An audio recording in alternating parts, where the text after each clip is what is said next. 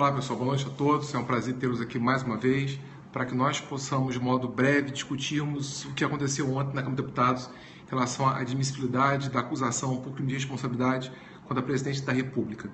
Eu quero debater o assunto primeiro estabelecendo uma premissa que já coloquei em outras transmissões nossas pelo Periscope, que acho importante reativar.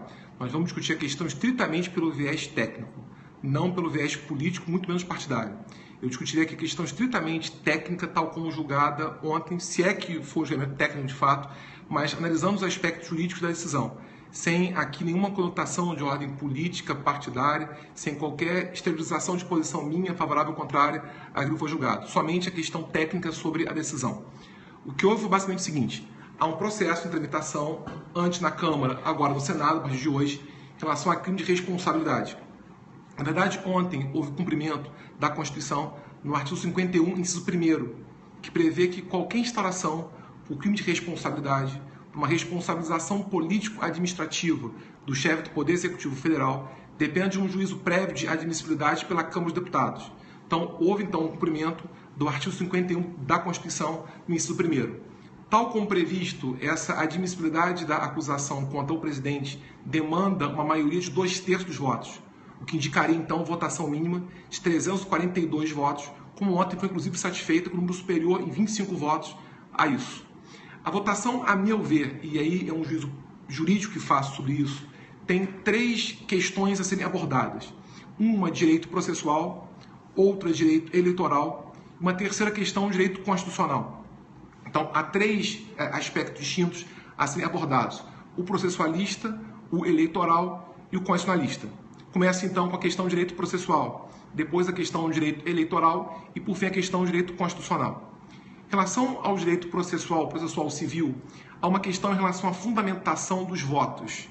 Me chamou muito a atenção de todos nós a fundamentação dada a alguns votos, algumas até sem qualquer conotação jurídica, muito mais político, até familiar, em alguns casos religiosa até. Falo isso pelo seguinte: na verdade, pude assistir a todos os votos, do primeiro ao último. E dos 511 votos que assisti, 2 somente me pareceram satisfazer as condições que a Constituição prevê. Na verdade, o que foi votado ontem foi a admissibilidade de uma acusação. Não havia ali sequer qualquer aferição sobre, de fato, se teria havido crime de responsabilidade ou não. Sem contar outros aspectos políticos, religiosos, familiares envolvidos na fundamentação dos próprios votos. Em 2 votos somente eu percebi que houve a preocupação do deputado em afirmar que existiam elementos suficientes que poderiam indiciar a autoria ou provar a materialidade. Era isso que se afirmava somente.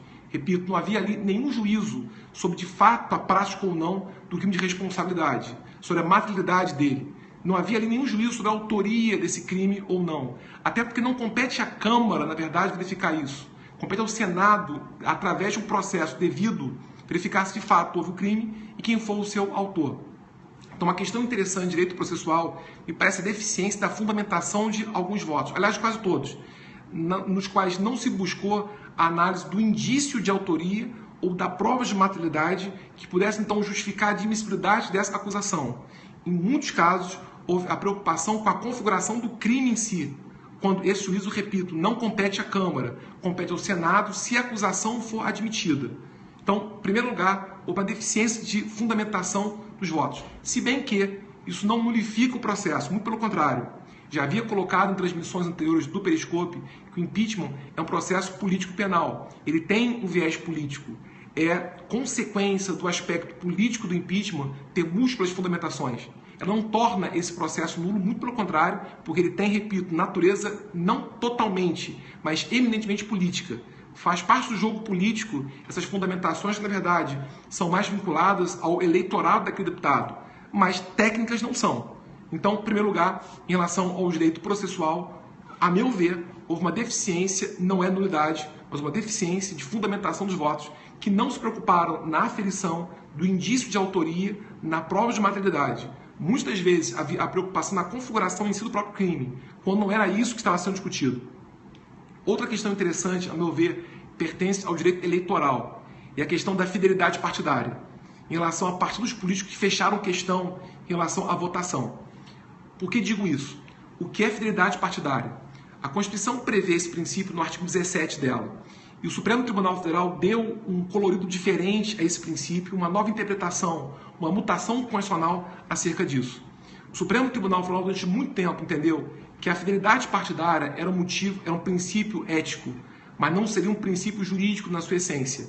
Seria um princípio que imporia ao filiado ao partido político uma conduta fiel em relação ao partido político ao qual seria filiado, mas não teria uma eficácia jurídica ao ponto de se aplicar sanção combinada por eventual desconsideração desse princípio. Bom, com a nova interpretação dada pelo Supremo Tribunal Federal, em vários casos concretos que ele julgou, especialmente o mandato de segurança 26602, no qual houve ali uma discussão sobre a fidelidade ao partido político, o Supremo Tribunal Federal modificou o entendimento e passou então a sustentar que a fidelidade partidária seria não só um princípio moral, mas também um princípio jurídico, que não só seria uma diretriz ética, mas tem uma norma jurídica que produziria efeitos do direito, um dos quais perda do mandato eletivo, caso o deputado ou o senador fosse infiel ao seu partido político. Essa infidelidade partidária pode se manifestar de duas formas, ou através da saída do próprio partido, ou através da conduta durante a filiação partidária contrária a algumas indicações do partido político. Ou seja, a infidelidade, na verdade, se manifesta por duas formas. A primeira forma é a desfiliação ao partido político, com ou sem filiação a outro partido, sem justa causa. Vejam, não há preocupação se o deputado, se o senador se filia a outro partido político ou não. Até porque não é condição de desempenho do mandato eletivo estar filiado a partido político. O que pode configurar infidelidade partidária é a desfiliação de um partido político com ou sem filiação a outro partido, sem justa causa. Ou então, uma outra forma de infidelidade ao partido político é o descumprimento das diretrizes partidárias, não só do estatuto, como das diretrizes que o partido político indicar durante votações, também sem justa causa. A questão tão central agora é saber o que é justa causa, que possa desconfigurar essa desfiliação ao partido político, sem dar ensejo à infidelidade a ele, que também possa desconfigurar esse descumprimento das normas partidárias, diretrizes partidárias, sem também configurar a infidelidade ao partido político. Para o Supremo Tribunal Federal, justa causa pode ser uma de três situações. A primeira situação é a mudança de ideário partidário. O partido político tinha um certo ideário e muda o ideário durante a sua existência e passa a praticar condutas contrárias aos atos que o constituíram. Segunda é a perseguição política. O partido político não muda de ideário, mas persegue politicamente alguém, dando ensejo à aplicação de sanções que seriam irrazoáveis. Ou terceira, a criação de um partido político novo. Entende-se que a criação de um partido político novo não é infidelidade a uma ideologia partidária anterior, mas é a filiação a uma outra ideologia, que desconfiguraria então essa infidelidade ao partido político. Digo isso pelo seguinte: alguns partidos políticos ontem fecharam questão, outros não fecharam. O que é isso? Em direito parlamentar, há uma distinção entre fechamento de questão ou não. Quando houver indicação partidária sem fechamento de questão, significa dizer que o partido político indicou oposição, mas não aplicará sanção caso ela venha a ser descumprida. Quase todos os partidos políticos ontem fizeram isso. Indicaram posicionamento e não fecharam a questão. Inclusive, um deles não indicou posicionamento. Liberou a bancada para votação em qualquer sentido. Em qualquer uma das duas hipóteses, não há possibilidade jurídica de aplicação de sanção. Ora porque não havia indicação de bancada, ora porque havia indicação de bancada sem questão fechada.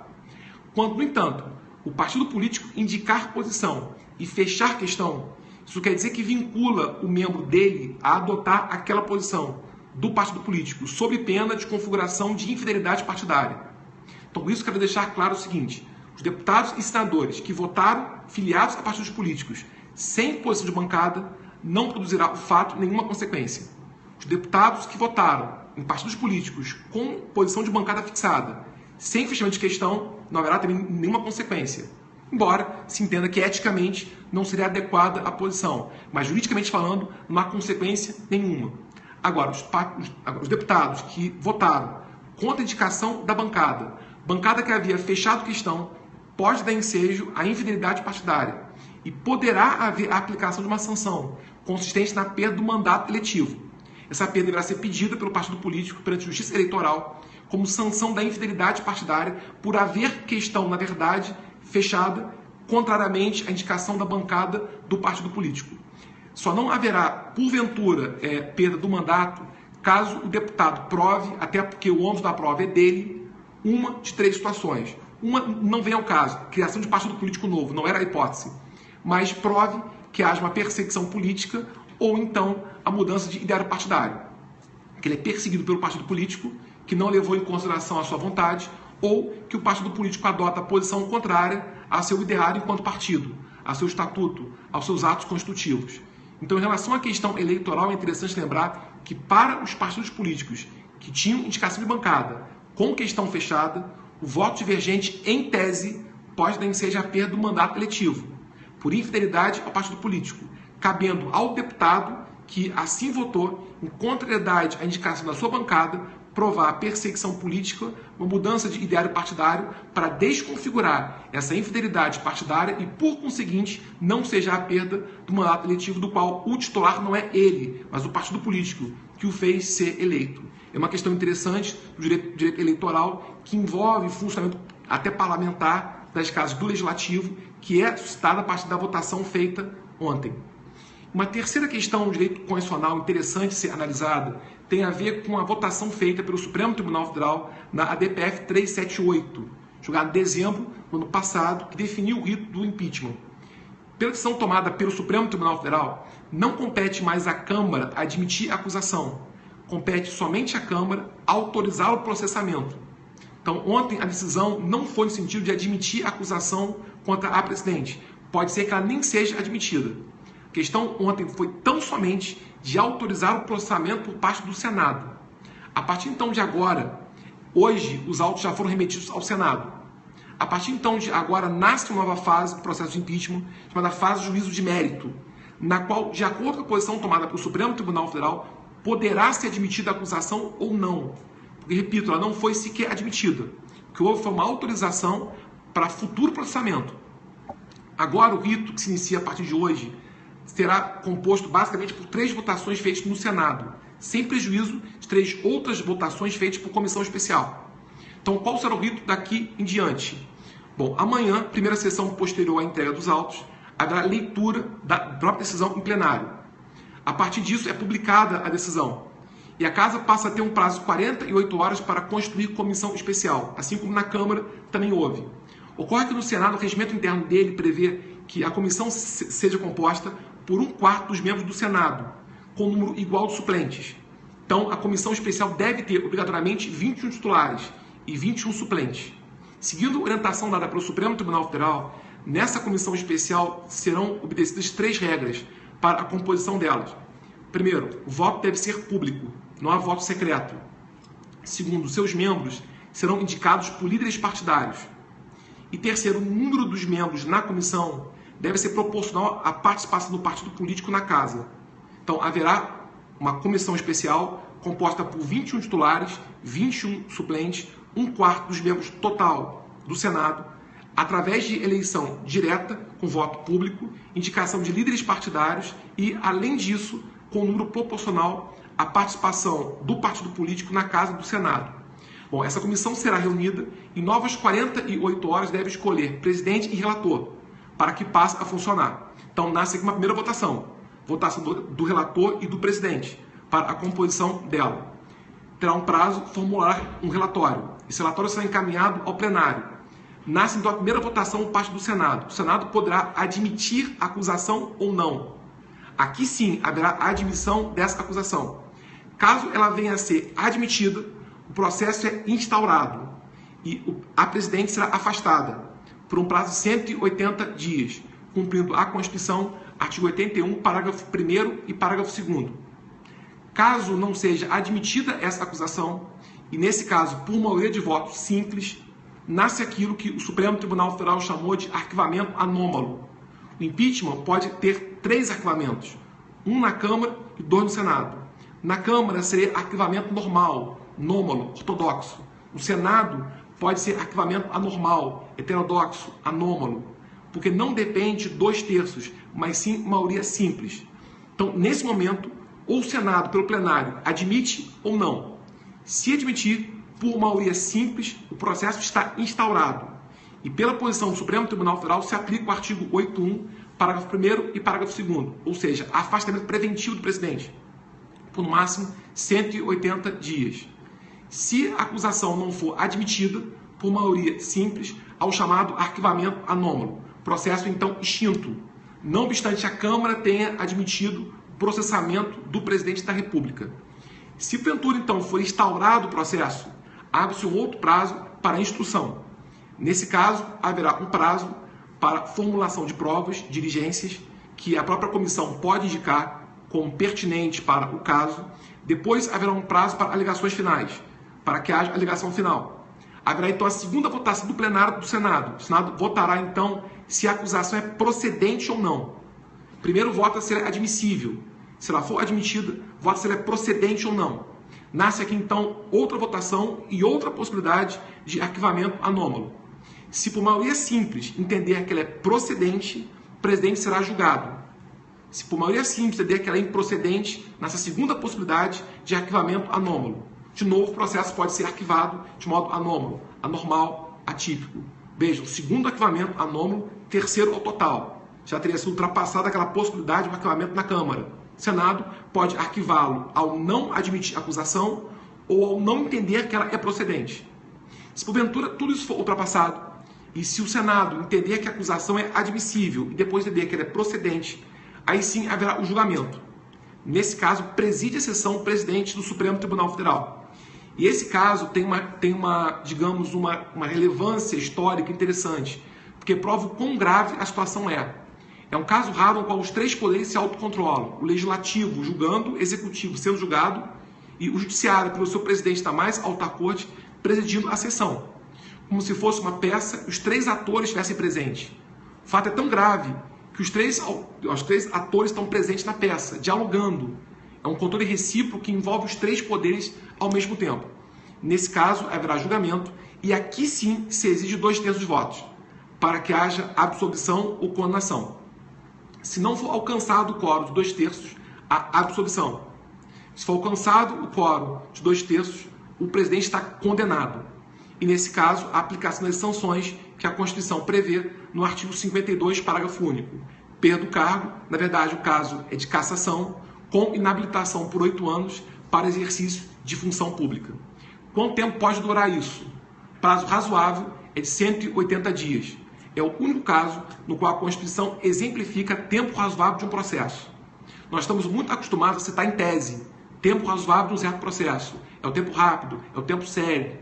Mas pouquíssimo acostumados a citar exemplo disso.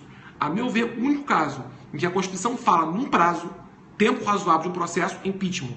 180 dias para instauração e julgamento no Senado.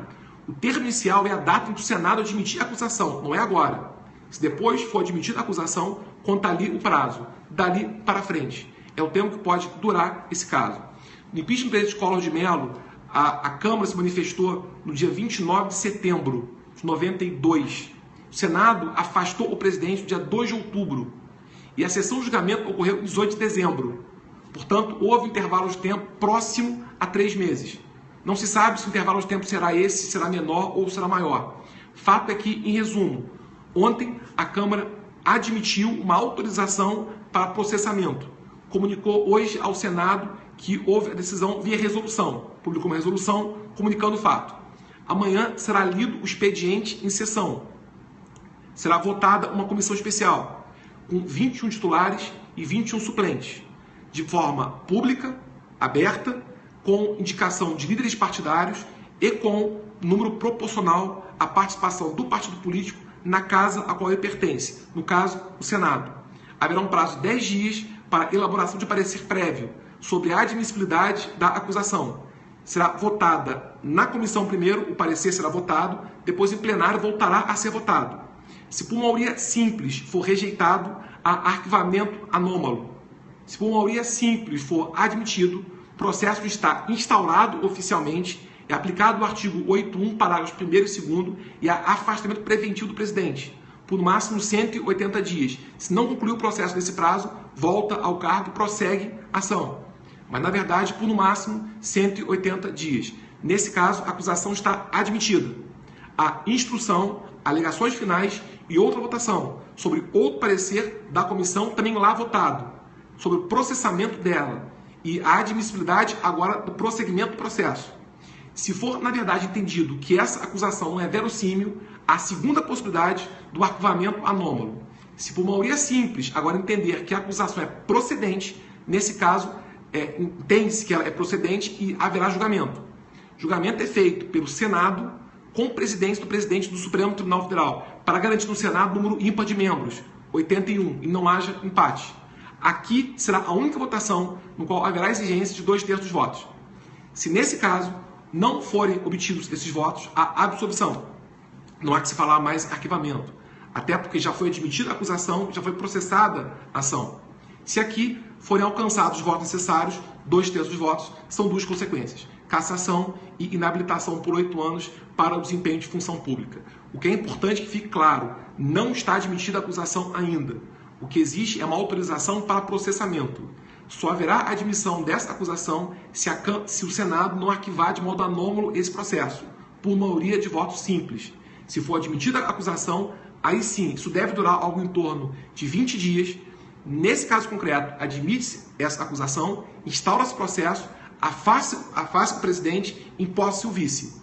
E o processo prossegue, tendo prazo razoável, 180 dias, para vir a ser concluído.